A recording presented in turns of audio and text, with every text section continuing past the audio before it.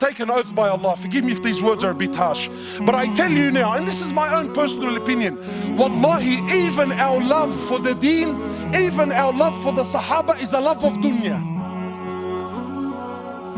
Nobody here loves Umar ibn al-Khattab. Most loved, probably one of the most loved. He's definitely my favorite. Nobody here loves Umar ibn al-Khattab because he had permanent marks on his cheeks from crying out of fear of Allah. Nakas. We love Umar ibn al-Khattab because when his name was mentioned, the kuffar used to shake in their knees. No one loves Umar ibn al-Khattab because he had permanent marks on his shoulders. Why? Because he was servicing the community in the late hours of the night when everyone was asleep and wasn't watching. You don't love Umar for that. You love Umar because he was a man, brother. When he rocked up, cause everyone buckled. The Prophet of Allah who we claim we love. Because I'm sure you're thinking in your mind, wallah brother, may Allah reward you, very nice khutbah, very emotional, very touching, because you don't understand what this person did to me is unforgivable.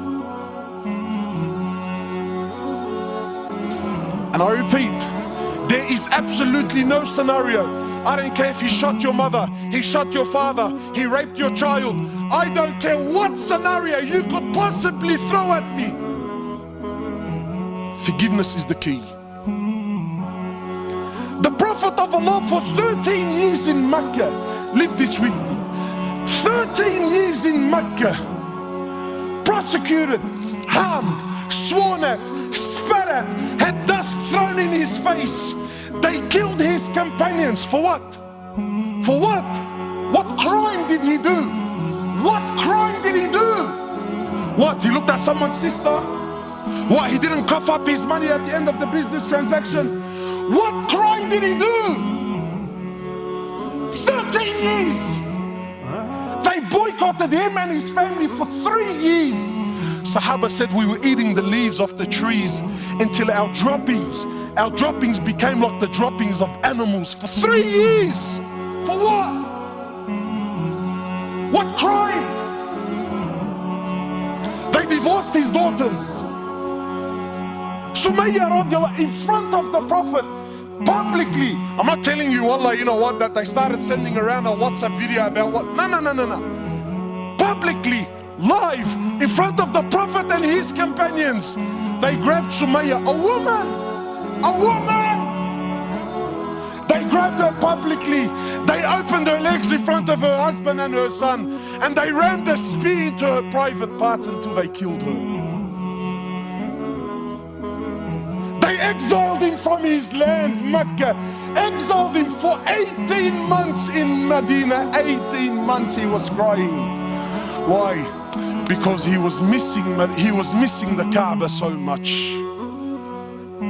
They stabbed his pregnant daughter. As a result, she lost her child.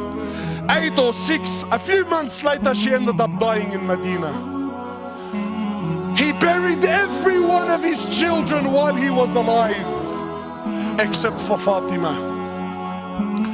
In Uhud, you know, it's one thing to go to war and kill. That's fine, he killed the man.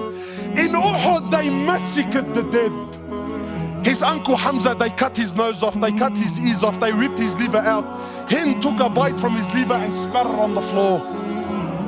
Sahaba said when the Prophet of Allah seen Hamza, we never seen him cry like he cried when he seen his uncle Hamza. In narrations, he prayed janazah for his uncle 70 times. So much hurt and so much pain. For years. And then when Fatah Makkah came, and now he comes back victorious with an army of 10,000 companions, an army the which Arabia never seen in their lives. Men who at the drop of a word were happy to give their lives just to see him smile. He enters into the Haram of Mecca, 10,000 soldiers surrounding, and those people that harmed him for years and years and years, not Muslims. And I'm asking you to forgive your Muslim brother. God forbid I should ask you to forgive kafar. I'll be labeled on the payroll, scholar for $1. Wallahi, you mop the floor with me. So I'm not even gonna dare to go down that road. God forbid we should follow the sunnah of Rasulullah sallallahu alaihi wasallam. Nah, no way, brother. He enters into the haram, 10,000 soldiers surrounding the haram. Those people that harmed him for years and years. Where are they gonna go now, bro? Talk about the tables turning, huh? So he looks at them. He says to them, and what do you think I will do with you today? What do you think I will do today? They said, you're an honorable, generous person, the son of an honorable, generous person. The Prophet of Allah turns around and says to the kuffar, اذهبوا فأنتم الطلقاء. Go, every single one of you are free, I forgive you.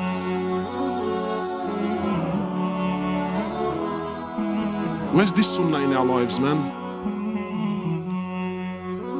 Where's this deen? أقول قولي هذا استغفر الله.